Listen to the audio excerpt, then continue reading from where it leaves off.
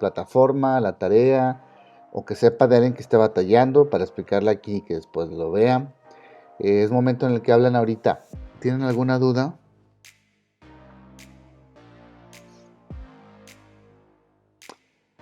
¿Les quedó claro cómo subir las tareas, todo eso? ¿Cómo trabajar con el crucigrama? Profe, yo sí tengo unas dudas con el crucigrama. A ver, dime. Pues es que ya ves que se tiene que abrir en el navegador, ¿no? Sí. Para que así. Pero pues no me sale nada. No, es que yo les dije en el video. ¿Viste el video que subí? Sí, pero ya no recuerdo muchas cosas. Lo principal y con lo que comencé hablando de ese tema es que tienen que subir el glosario. Si no hay palabras en el glosario, no se puede jugar. Entonces, tienen una ventaja los que están en plataforma, que es la rapidez y que pueden hacer actividades de manera muy sencilla y obviamente desde el celular si tienen la posibilidad, pero la gran desventaja es que debe de estar alimentado el glosario. Si no está alimentado el glosario, entonces no pueden jugar. Por lo tanto, pasa muy seguido, se los expliqué en el video, que el último día quieren entregar todo y se satura la plataforma, no logran ver todos los todo el glosario y es un caos y entonces no tendrían la actividad realizada. Por eso tienen que subir el glosario. Hoy les vuelvo a recordar otra vez mediante un audio para que lo hagan. Avísense entre los demás. Si no han subido algo a la plataforma de glosario, tienen que hacerlo. Si no van a tener esa actividad y muy probablemente no tengan la de glosario. Perdón, no tengan la del crucigrama y entonces prácticamente están reprobados en el bloque. ¿Sí me entendiste?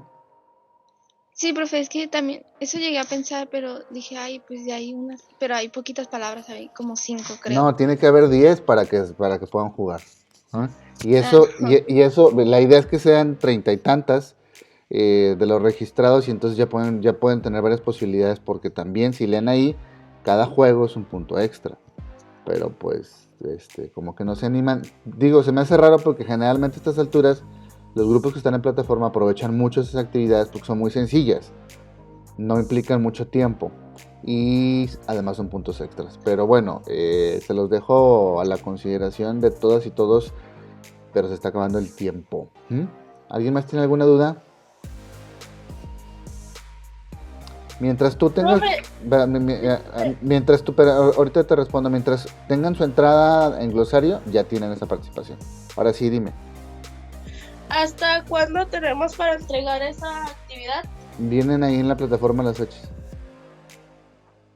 Ok, gracias. Pero tienen hasta el último día. Nada más que la desventaja, si vieron el video, es que si el último día entregan todas y todos, muy probablemente no lo revisan.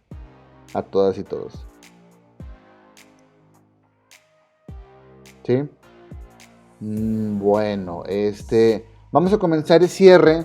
Si gustan tomar nota, aunque va a estar el video, si gustan tomar nota para algunos detalles, creo que lo podemos, será más fácil para las actividades que estoy pidiendo y sobre todo para entender lo que viene. Entonces, les estaba explicando cómo mediante los videos que he estado haciendo y las presentaciones hay una relación entre el pensamiento mágico y el pensamiento científico.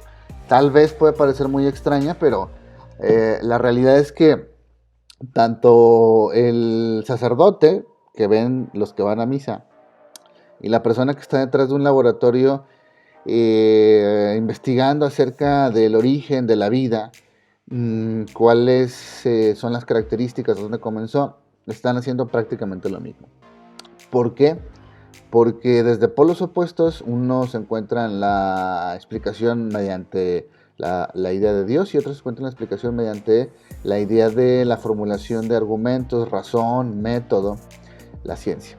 Entonces, con los griegos, estoy haciendo un repaso, con los griegos este mismo problema pasó, pero le pasó por primera vez y eso es bastante importante. Luego pasamos a los presocráticos. La idea de los presocráticos de quiénes son, de que fueron las personas que se caracterizaron por ser representantes en su tiempo que hacían algo que nadie estaba haciendo, y era buscar respuestas a través de fundamentales o respuestas míticas a través de la naturaleza, y nacen los presocráticos. Lo mismo seguimos haciendo ahorita desde el punto de vista de que se forman personas que van a la universidad y que intentan encontrarle el sentido a las cosas y que resuelvan problemas, procesos. Eso se supone que hace la universidad, y si se ponen a pensar, al final de cuentas todos en cierta medida somos mini científicas y científicos, que por cierto hace unos días fue el día de la científica, de la mujer científica. Somos pequeños científicos que intentamos resolver cosas desde nuestro ámbito. ¿Por qué? Porque aprendimos un proceso y una manera de entender eso que estamos tratando de resolver.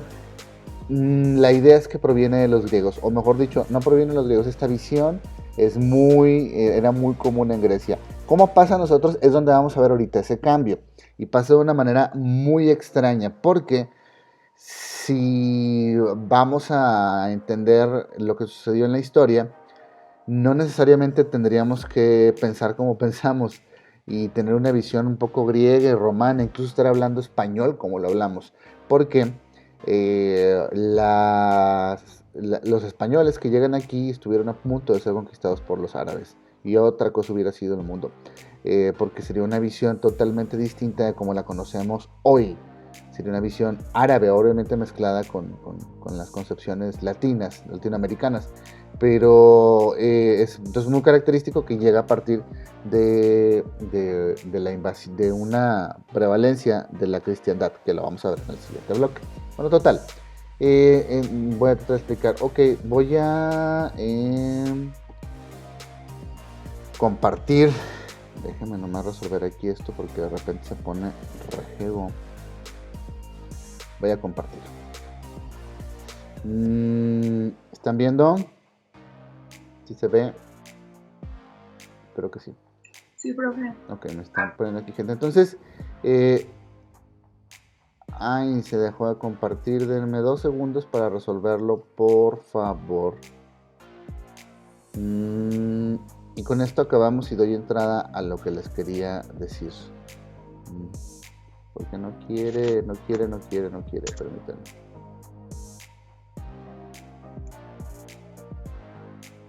Permítanme. Ya.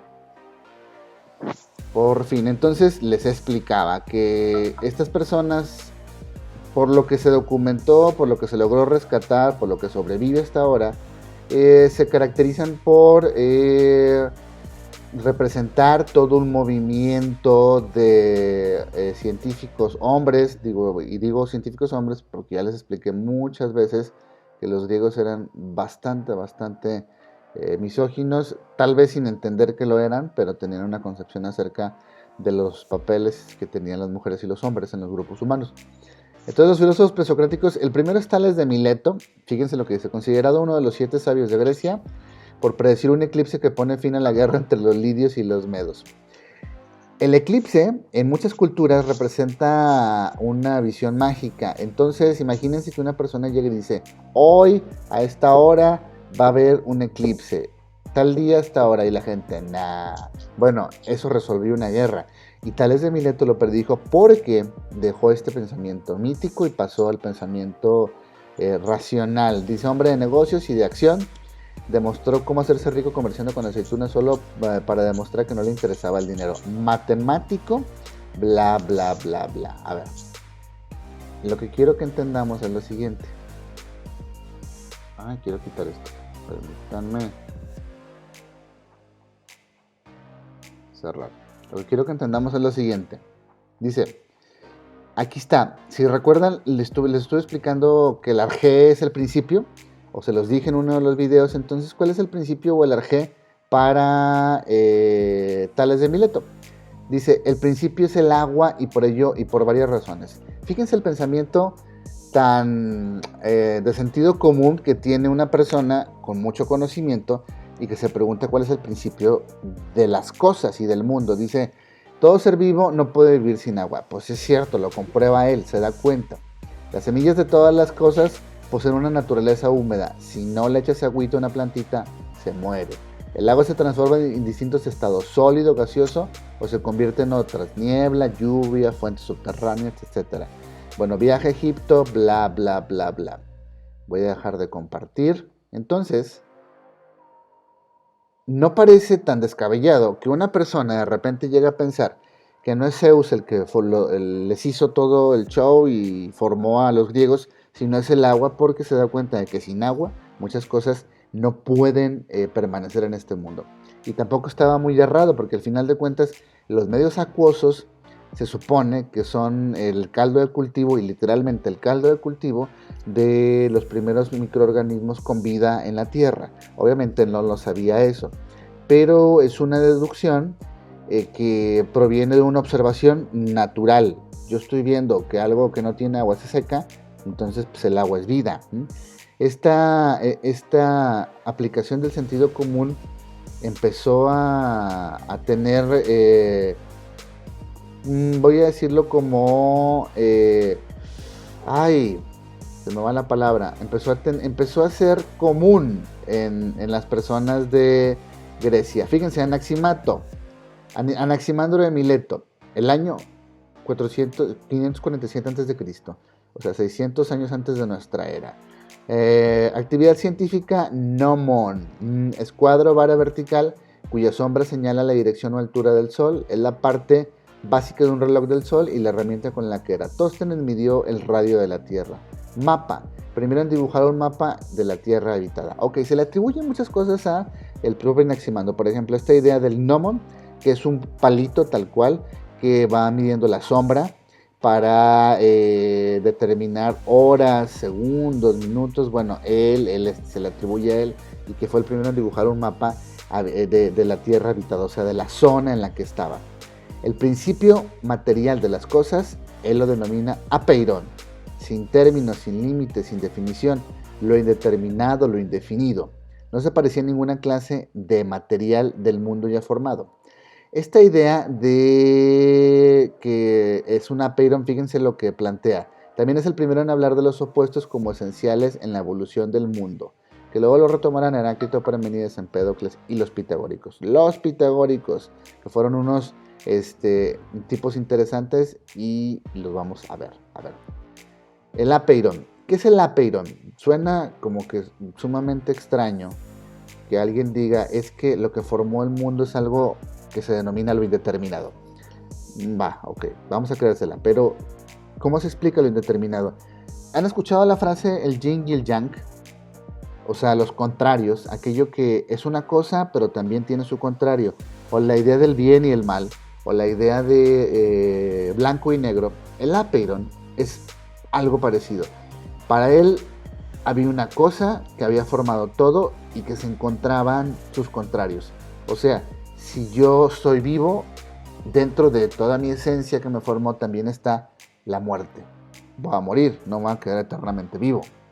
Entonces, si hay humedad en un lugar, entonces también hay sequedad.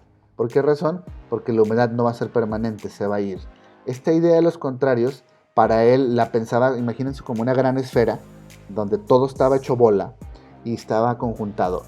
No es tan distinto de lo que de repente en el siglo XIX y el siglo XX algunos científicos comenzaron a postular, diciendo que había una pequeña esfera que tenía la capacidad de haber inventado todo y que la denominaron el átomo. Pero Demócrito, siglos antes, con los griegos, ya había hablado acerca del átomo.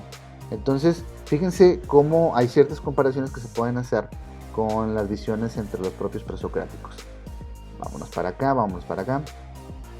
Anaxímenes de Mileto. El principio material, el aire por condensación y refracción. Él pensó que el aire era la fuente eterna y divina de formación de todas las cosas. ¿Por qué se le ocurrió? Porque había mucho aire en la Tierra. Y además, suena tonto, pero si no respirabas, pues los seres vivos, que eran los que pensaban, se morían, ¿no? Dice la Tierra como una gran hoja flotando en el aire, se le imaginaba, ¿no? Genófanes de Colofón. Su importancia depende de los autores. Unos consideran que es de enorme importancia, mientras que otros afirman que se hubiese reído de saber que iba a tener tanta influencia.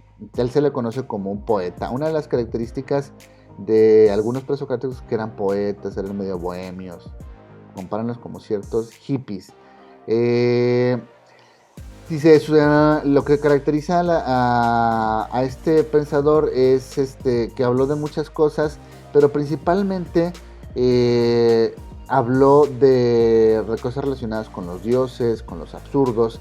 Dice, concluye con la afirmación de que tales consideraciones son subjetivas y carentes de valor. Criticó algunas obras, pero pues, al final de cuentas fue fuente de inspiración para lo que pensaban de repente otros filósofos. Heráclito de Éfeso tuvo una máxima, Heráclito de Éfeso en el 500 a.C., que decía todo fluye, todo fluye.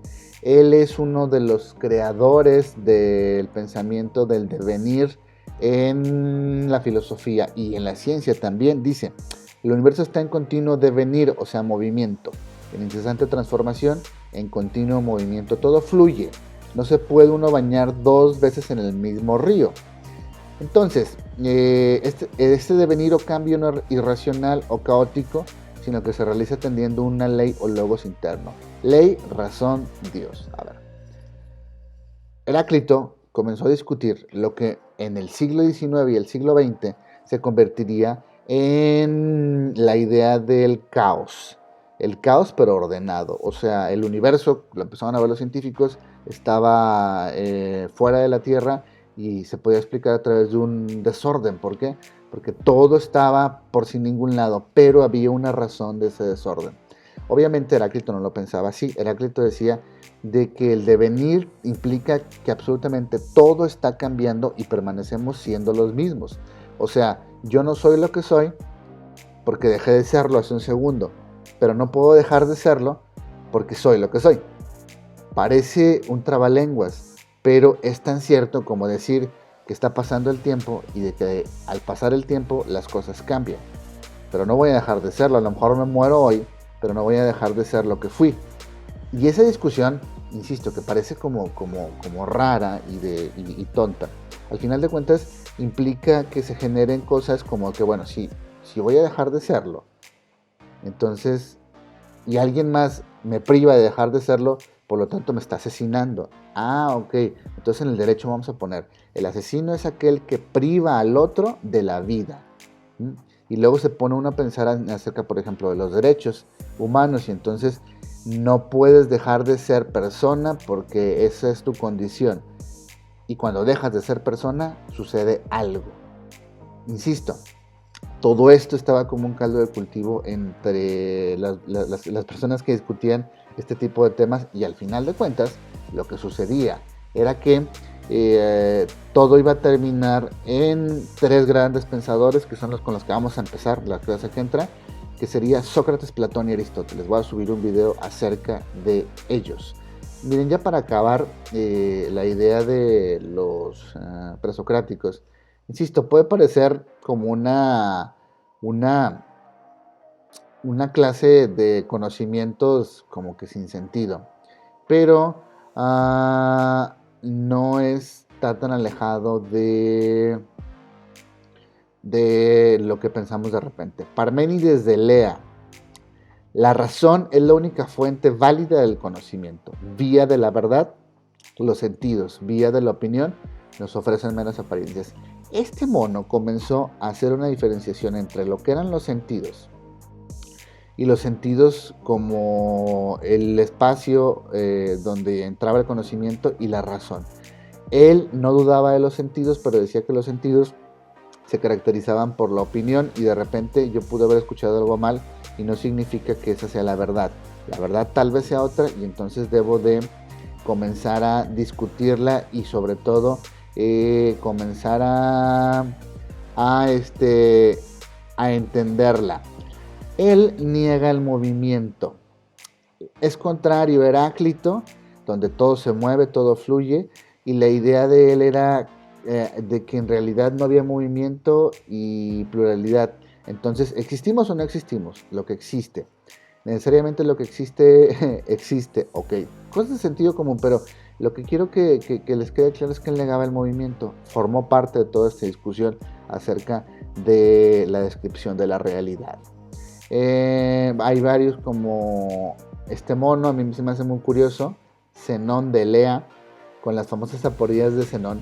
Tuvo una ocurrencia al decir, y se los pongo así, ya casi estamos acabando, lo siguiente: daba una anécdota en la que se me va el nombre del que corría muy rápido de la película Troya.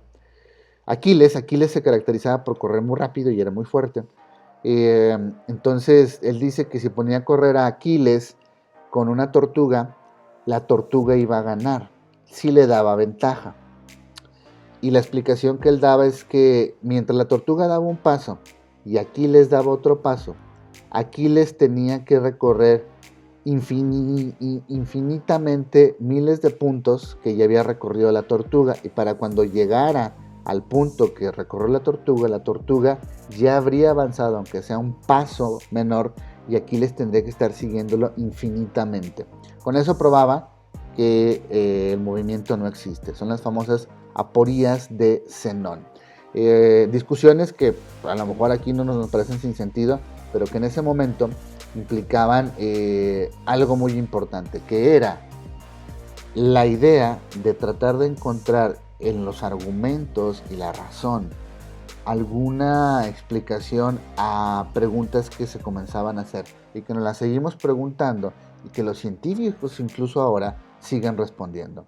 No es la misma visión darwiniana del origen de la vida o de la evolución del hombre que empezó en ese momento a la que ahorita tenemos. Si bien algunas cosas se pueden aplicar, como por ejemplo la selección natural, en realidad algunos de esos postulados los han desmentido, y no lo que dijo Darwin es así como que el hacha que viene a cortar a la realidad para decir él tiene toda la razón.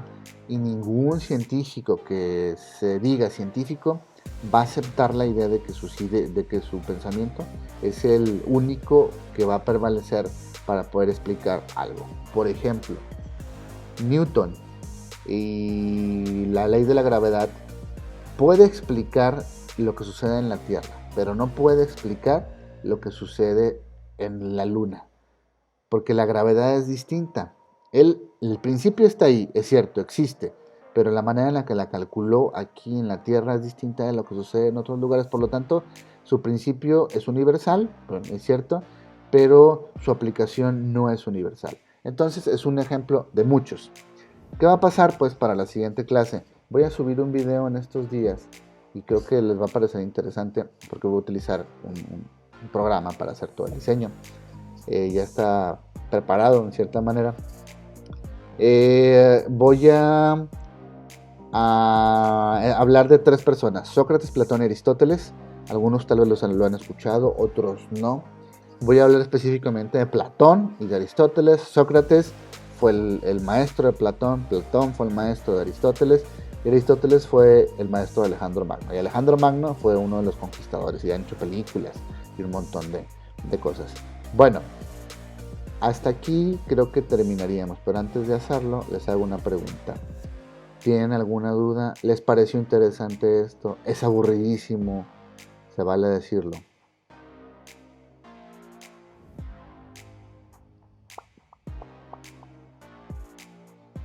No, tengo la impresión de que están tapadas y tapados en la cama. No, profe. Ok, si no, pues que bueno, entendería el aburrimiento en una clase como estas, pero de repente puede ser interesante porque estos monos parecerían locos al hablar de todo esto. Tenemos que hacer el curso, voy a tratar de hacerlo más amigable y más ameno. Con la clase que viene grabada, espero que les guste un poco más, tiene más interacción, diseño, ahí lo vamos a ir resolviendo lo voy resolviendo a ver si a ustedes les gusta.